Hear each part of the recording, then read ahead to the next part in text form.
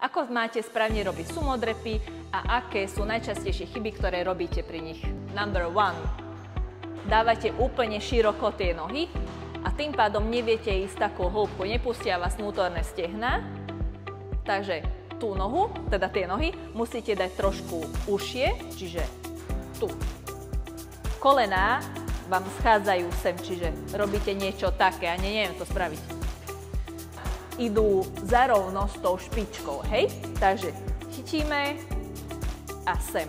Tlačím kolená od seba. Robíte polovičnú dráhu, čiže púšťate sa len sem. Nie, musíte ísť úplne dole, pekne, nižšie ako kolená a hore. Tu vypúčate zadok dozadu, nerobím toto, ale pekne zadok púšťam pekne dole a hore.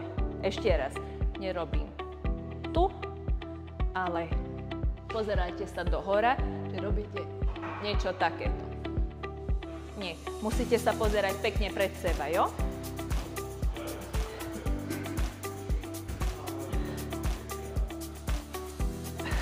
Čaute.